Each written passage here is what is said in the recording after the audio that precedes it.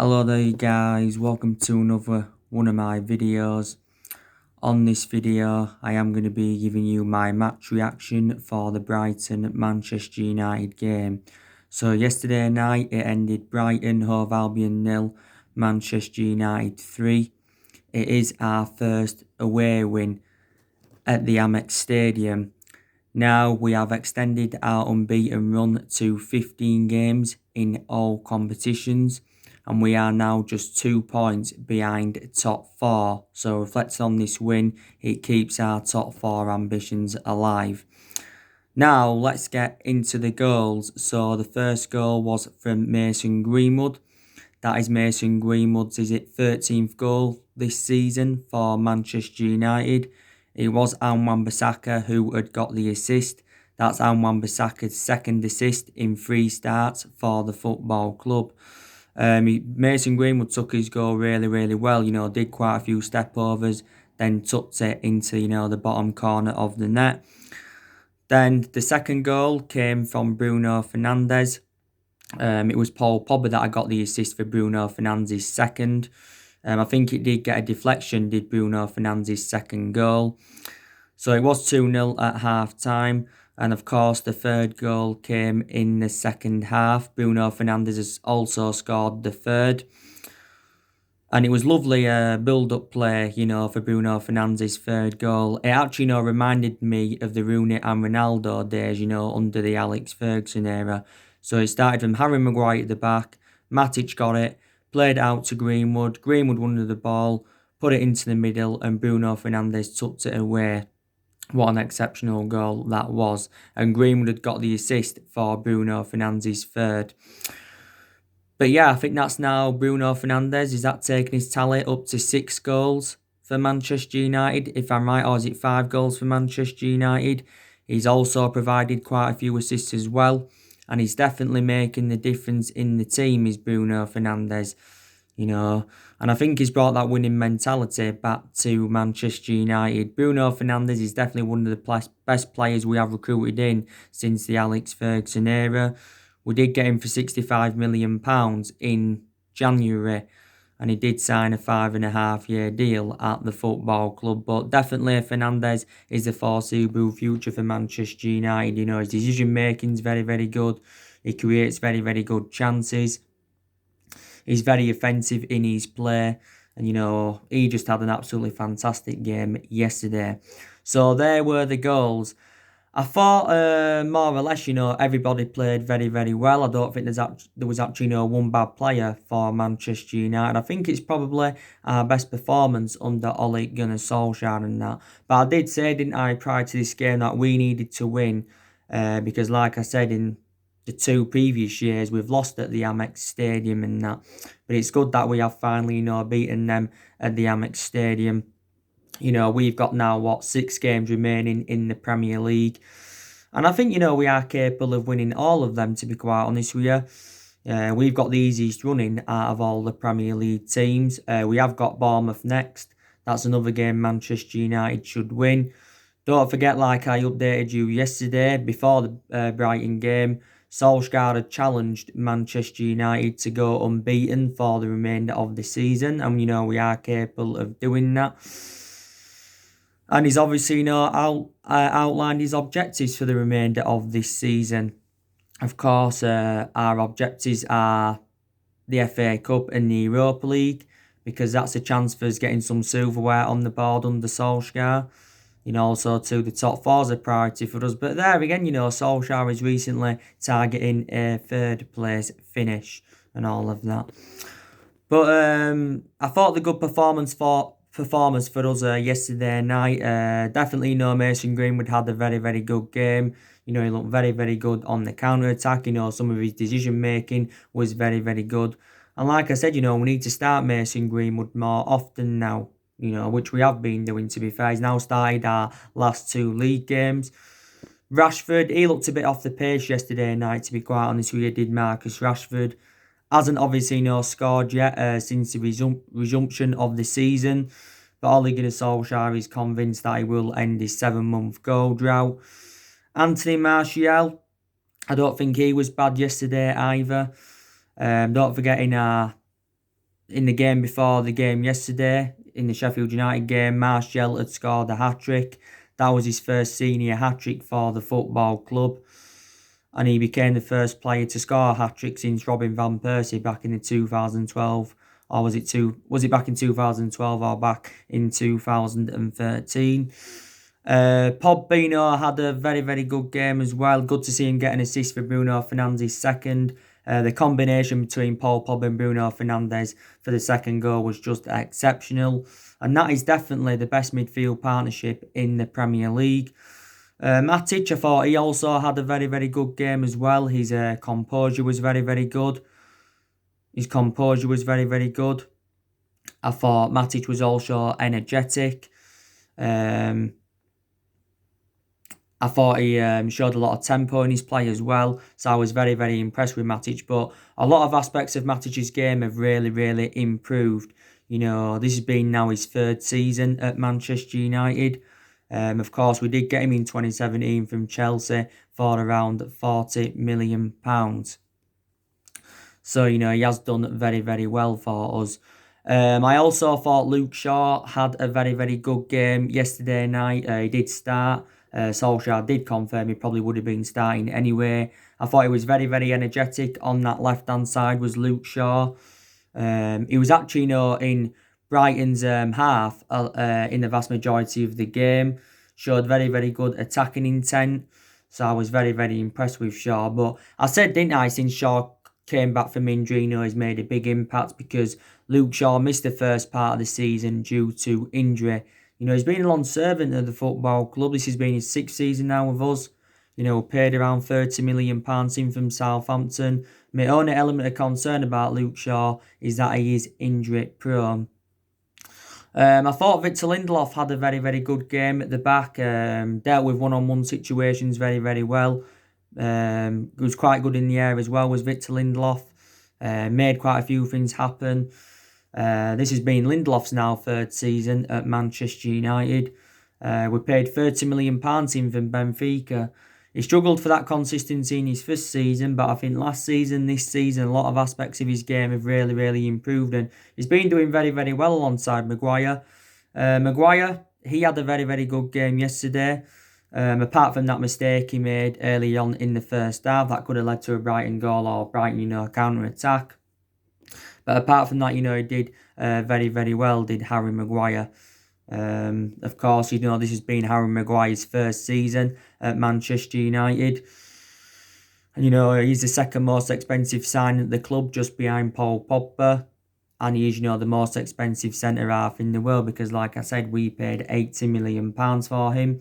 And Wan-Bissaka, he also had a very, very good game. Like I said, you know, got an assist for Mason Greenwood's first. I thought Wan-Bissaka's decision-making was very, very good. I thought his deliveries in the attacking third of the pitch was also exceptional, were Wan-Bissaka's. And I think Wan-Bissaka's enjoyed a fantastic first season for us. He really, really has. Regarded as one of the best right-backs in the Premier League. A lot of people have said, you know, we just need to see more of the attacking side of Wan-Bissaka's game. But we did see it yesterday, you know, because he did show some good attacking intent, did Wan-Bissaka. And I think he also dealt with a couple of Brighton's threats, you know. Brighton didn't really pose a threat, to be quite honest with you. But yeah. David De Gea, he had nothing much to do in the game, really, did David De Gea. He made two fantastic saves in the second half to deny Aaron Connolly and now Maupay. But I think they're the only two saves David De Gea had to make in the game because Brighton, you know, didn't really make any threats. Of course, we did bring 5 substitutions on in the game. Of course, we saw Odion Ighalo come on. I think he had a great chance when he came on, Odion Ighalo. And to be honest with you, Odion Ighalo has enjoyed a fantastic start to his Manchester United career. Ighalo has got 5 goals, is it now? In like 4 starts for the football club. Don't forget, you know, quite a few weeks ago, Odion Ighalo's loan had been extended at the football club for a further 7 months, so he's going to be here until the end of January 2021, is Odion Ighalo. But we know now his starts are going to be limited in the Premier League. Yeah, but after his loan spell with us, I presume he'll go back to Shanghai Shenhua. Daniel James also came on in the game. You know, he hadn't played in the last couple of games prior to the Brighton game. He had actually, being rested because, let's be honest, Solskjaer's been overplaying Daniel James this season. Daniel James looked a threat when he came on. Obviously, there's still parts of his game that he really, really does need to improve on. I think Daniel James probably needs to improve his tracking back. Probably his crossing needs to improve as well. But he has played a hell of a lot of games this season. Definitely Solskjaer has been overplaying him. But my preference is Mason Greenwood over Daniel James. I just think it's a better system when Mason Greenwood's there and all of that. But, Daniel James can play on the right and he can also play on the left. But for the vast majority of this season, James has been playing on that right-hand side because, Rashford has been playing on that left-hand side and all of that. But, he's enjoyed a good season with Man United overall as Daniel James. We did get him for £15 million from Swansea last summer. That's where we got Daniel James from. So he was a cheap solution. Brandon Williams also came on in the game. He came on, did Brandon Williams. Also, too, we saw Scott McTominay come on in the game. He also came on as well. He wasn't so bad when he came on. And we saw Andres Pereira also come on in the game as well. So it was a very, very good team performance from Manchester United. We was very, very dominant. And I did say, prior to the game, I was very, very convinced that we was going to beat Brighton and that. But yeah, now people are going to start to believe that Ole Gunnar Solskjaer is the right manager for Manchester United, and they believe we are going in the right direction under him. Now, like I said to our expectations next season will be to challenge for the Premier League title. And I think we can challenge for the Premier League title next season. It depends on who we sign in the summer transfer window. Because Solskjaer's already said, he's looking to make around 3 or 4 major signings at the end of the season. We're probably not going to make 3 or 4 signings in the summer transfer window. Maybe we could make 1 signing, maybe we could make 2 signings. But Solskjaer's already identified the areas in the squad where he does want to strengthen up. The summer transfer window will be Solskjaer's 4th transfer window as Manchester United manager, and his 2nd summer transfer window because he's already overseen 1 summer transfer window and all of that. But I've got to say, I've definitely seen improvements under Solskjaer, and that, this tactical change he has made seems to be working with his players that have really, really improved under him, especially the top players. We've also improved in the transfer market under him. What I mean is, we've been more sensible with our recruitment, and Solskjaer's recommended the players that he's wanted to recommend in so far. So far, he's brought 5 players into the football club and spent just over £200 million and that. When Ole Gunnar Solskjaer got appointed in as Manchester United manager back in December 2018, he did confirm that everybody would get their chances to express themselves. And more or less everybody has been given their chances to express themselves in that. Solskjaer's also got a lot of trustworthy in his young players. I think we've had the youngest squad in the Premier League this season. Like I said, our record against the Big Six sides this season's been very, very good. We've taken 18 points against the Big Six sides this season. 18 points against the Big Six sides this season. So that's something else that's also improved. And, Solskjaer has now been at the football club for 18 months. So he has been here a year and a half.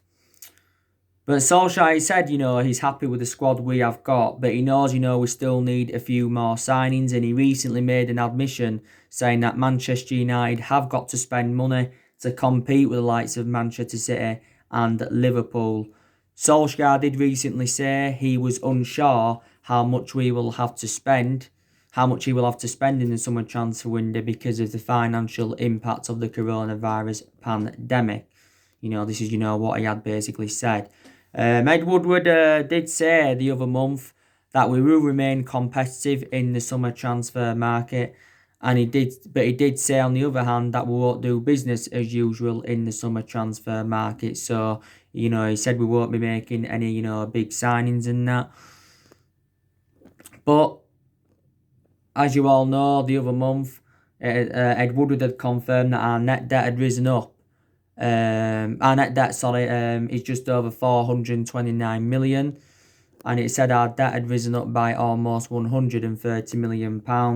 And the coronavirus pandemic had cost us around £28 million. So we're actually unsure how much we're going to have to spend in the summer transfer window. Now, don't forget, early on in Ole Gunnar Solskjaer's managerial career, he worked out his transfer strategy and he said he wants to recruit young British talents to Manchester United. 3 of the 5 players that he has brought in so far are, of course, British and all of that. But he has got big decisions to make in the summer transfer window of obviously what players he's going to recommend in. We also know he's going to get rid of players as well. He's going to get rid of more of the deadwood at the football club. Solskjaer's going to get rid of at least 5 players in the summer transfer window. I think we're going to try and get rid of Phil Jones. We have put a £15 million asking price on Phil Jones. I think, we are going to try and get rid of Smalling on a permanent transfer. We're also going to try and get rid of Rojo on a permanent transfer. We're also looking to get rid of Jesse Lingard and Andres Pereira. We're also trying to get rid of Alexis Sanchez as well. Reportedly, Inter Milan are trying everything they can to try and extend his loan.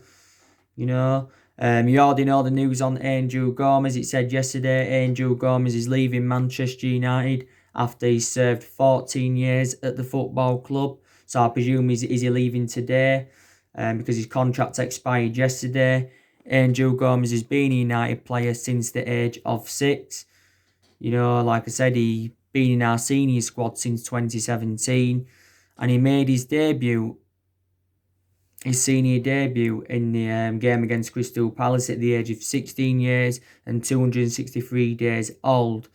But since then, Gomez has only made 10 first-team appearances for the club, and 6 of those appearances have come this season. So I think Angel Gomez is open to moving to another Premier League club or going abroad. Don't forget, Chelsea are interested in Angel Gomez. But Frank Lampard recently denied that Chelsea had put a contract offer in for Angel Gomez and all of that. Don't forget though, Angel Gomez became the youngest player to represent Man United since Duncan Edwards in the 50s. Also became the first player born in the 2000s to appear in the Premier League. Angel Gomez. But it said the recent contract offer we'd made to him was around £30,000 a week. But I think we've had a couple of contract offers turned down for him. So yeah, on his way out of the football club. So players are definitely going to leave Manchester United in the summer transfer window. I think now we have released 9 academy players. Because it did say last week that we are going to release 9 academy players this week when their contracts do expire and all of that. Like I said, we have extended a lot of players' contracts since Ole Gunnar Solskjaer got recommended in to the football club. We've extended a lot. But there's some players who we shouldn't have given contracts to. So that's obviously bad news. But I think we've still got a good, 7, 8, 9 players' contracts that are due to expire next year. So this is something that Manchester United do need to resolve in that. There's still some other decisions Solskjaer's got to make. Like I said, he's got a goalkeeping decision to make, between David De Gea and Dean Henderson. Obviously, we know David De Gea is going to remain our number 1 goalkeeper for the remainder of this season. Could also remain our number 1 for next season, because Solskjaer was talking about Dean Henderson the other week, and he did say that Dean Henderson is not yet ready to become Manchester United's number 1 goalkeeper, but he said he expects Dean Henderson to be England's number 1 and Manchester United's number 1 goalkeeper in the future. Maybe he means the foreseeable future and that. We know Dean Henderson's loan at Sheffield United has recently been extended, so he's going to be staying with them until the end of the season. This has been Dean Henderson's 2nd season on loan with Sheffield United. And I think he has, to be honest with you, I think he's been Sheffield United's player of the season. He's had quite a few other loan spells as well with Stockport, Grimsby and Shrewsbury. We actually got Dean Henderson as a 14-year-old from Carlisle back in 2011, you know. But yeah, David De Gea is going to remain our number one, definitely. I think, he's done all right recently. Obviously, got a lot of criticism when we played Tottenham in the first game back. It was Roy Keane, that had heavily criticised David De Gea because actually, he should have kept out Steven Bergwijn's shot. But since then, it hasn't really had nothing to do with David De Gea. David De Gea is now into his 9th season at Manchester United. He is approaching his 10th year at the football club. And he has been a long servant. And I think, David De Gea has had a good 7 years out of the 9 years he's been here. I will make an admission, he has been a bit of a liability in the last couple of years, reflecting on the mistakes he has made. But he's still regarded as one of the best goalkeepers in the world, like Solskjaer had said. Because, he's regarded as one of the best keepers in the world, reflecting on what he's achieved at the football club. He's also won everything domestically. He's won individual awards reflecting on his good run of performances. I think he's nearly made 400 appearances now for us in all competitions as David De Gea. Don't forget he was close to joining Real Madrid in 2015, but due to a fax machine, the deal never materialised. But I said, when David De Gea does eventually leave Man United, he will go back to Spain. The main explanations: began his footballing career in Spain, relatives from Spain, girlfriend from Spain and all of that. And, born in Spain, of course. And, we only paid £17 million for David De Gea. He's on 375 grand a week at the football club, by the way. So he's the highest paid goalkeeper in the world and the highest paid at the football club. Left back, bit of a dilemma, like I mentioned before, but we know that Luke Shaw's going to remain our first choice left back for the remainder of this season. Probably eventually, in time to come, Brandon Williams will become our first choice left back. But there again, if he goes with like 3 at the back or whatever, then we can, put Luke Shaw as a centre half. Then we could put Brandon Williams, as the left wing back and all of that. So these decisions that Ole Gunnar Solskjaer has got to make at Manchester United, but I'll give him a lot of credit. He has got rid of a lot of the deadwood since he got recommended in to the football club. So, I will give him that. Solskjaer did react to the FA Cup semi-final draw in the press conference prior to this game. And, he said he's delighted to be in the FA Cup semi-final and he's excited about the prospect of going to a final, he said. And, he says it's Chelsea yet again. We have played Chelsea quite a lot at times throughout the course of this season, So he's very, very excited about that. He did say as well that he named 7 teams that are still in the battle for 3rd and 4th. He said Chelsea, Leicester, us, Wolves, Tottenham, Sheffield United and Arsenal. So he still believes a lot of teams, in for 3rd and in for 4th. But I'm very, very convinced that we can get qualification for the Champions League, because if we can get qualification for the Champions League, it's going to, make us have more of a competitive summer transfer market.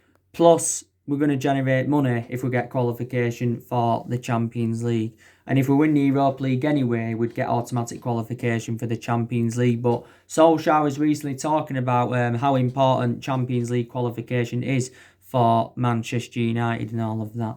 But I think now Solskjaer has got it right. He really, really has got it right. He's got things right now, which is very, very good. He made a lot of wrong decisions earlier on in the season and that. But now he's made a lot of right decisions, which is very, very good. And earlier on in the season, we enjoyed our worst start to a Premier League season for 30 years. And reflecting on that, Solskjaer was under serious pressure at the football club. But I give you the reasons why Ole Gunnar Solskjaer didn't get sacked is because, the signing of Bruno Fernandes, he's definitely saved Ole Gunnar Solskjaer's job. I think reflecting on the wins against the top 6 sides throughout the course of this season, you can say they've also saved his job as well. With Solskjaer being a club legend as well, that could also have played a part in saving his job at the football club, because at the end of the day, Solskjaer was a great player for Manchester United for 11 years, and he flourished under Alex Ferguson's guidance. He has got that proven pedigree as a player. Ole Gunnar Solskjaer's most iconic moment as a player was in 1999, of course, when he won the club the treble, and the treble is the club's greatest achievement in that. But as a manager, everyone says, yeah, he is a bit inexperienced, but, he has been with us now for 18 months, like I said, so he's gaining more managerial experience, is Solskjaer. And, he's at a club that he loves at the end of the day. Man United is the third club in his managerial career, because before he was at us, he was at Molde, won a couple of Norwegian titles with them. And before he was at Molde, he was at Cardiff. His record was disastrous at Cardiff, was Ole Gunnar Solskjaer's disastrous. He only managed 29 games for Cardiff. The main explanation why he got sacked from Cardiff is because he ended up getting Cardiff relegated and all of that. So that is the reason why. And Solskjaer, did manage the Manchester United reserve team. So he did watch some of this team at this day and age grow and develop. I think Solskjaer's been permanent Manchester United manager for the good as it's 16 months now. We give him the job permanently, reflecting on what he did in that 3-month period when he was the interim manager. Now we're replicating right now, what we did, in that 3-month period when Solskjaer was the interim manager, because when he was the interim manager, we'd won his first 8 games. I think we'd won 8 or 9 away games on the trot. I think we'd won like 10 of our... I think Solskjaer had won like 10 or 11 of his first 12 or 13 games, something like that. And he'd won 14 games out of 19 in all competitions. And, that was enough to give him the job permanently and that. I think he's got just under 2 years left on his contract, because when we give Solskjaer the job permanently in March last year, he signed a 3-year contract at Manchester United and all of that. But, so it seems to be getting it all right now, does Solskjaer. I still don't know if he is the foreseeable future for Manchester United. Time will tell. Time will tell. Maybe he could emulate into the next Jurgen Klopp. But he does need time, like I said, he does need at least another season, because it is a transition period. And like we said, like Solskjaer said at the beginning of the year, he's hopeful that we can get through this transition period. But we want to challenge for the league next season.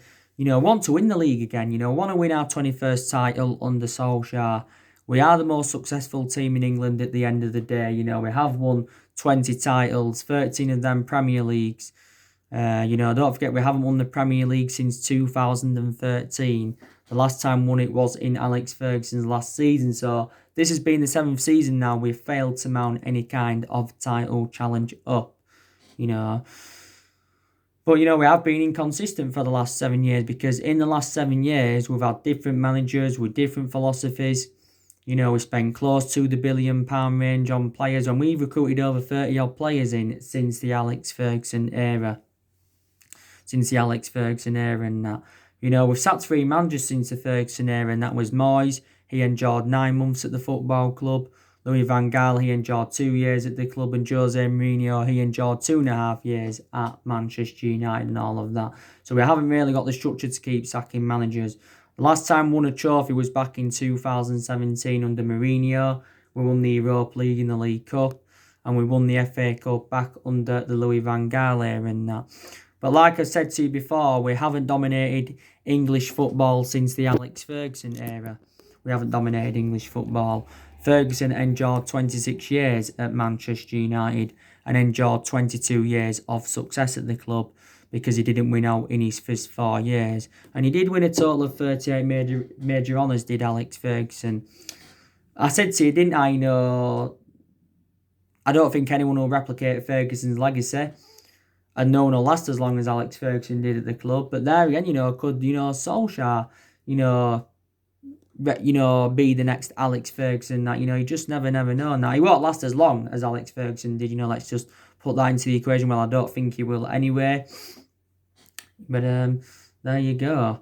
And like I said, there's been a lot of problems at the club for several years. Solskjaer wasn't only the problem earlier on this season. He wasn't only the problem. There was cultural problems. There's been cultural problems at the club for several years. Like I said, there have been there'd been a lot of problems with Ed Woodward and the Glazers, because we've also been very critical of them for several years as well. You know, as you all know, I give you the news on the transfers yesterday, didn't I? Of course, you know the news on Jadon Sancho. There were stories coming out saying that Man United are only willing to pay £50 million, no more. This is what club senior officials had told Sky Sports News. I'm very, very sceptical that, that's going to convince Borussia Dortmund to offload him at £50 million. We're going to have to offer probably double that, to convince Borussia Dortmund to offload him. I heard as well that Borussia Dortmund recently offered him a contract, but Jadon Sancho had turned this down. The news on Jack Grealish, giving the news on him yesterday. We face a transfer battle with City. By the way, City have sold Leroy Sané to Bayern Munich. That has now been confirmed. So now City may step up their interest in Jack Grealish. He recently said that Jack Grealish had bought a house near our Carrington training base. So it did say Grealish is close to making a move to Manchester United. There were stories also coming out yesterday saying that Solskjaer is still looking to recommend the striker in, because Solskjaer did sent a warning to Anthony Martial and Rashford that they will be replaced if they fail to deliver major honours and all of that. But Martial and Rashford have been in scintillating form throughout the course of this season. They have got 19 goals between them. They have got 19 goals between them and that. But Brighton, would have been disappointed. Obviously, I think they're probably still going to stay up, Brighton. I do believe they're going to stay up. Graham Potter, had made an admission. He said, we was the far better team. Did Graham Potter?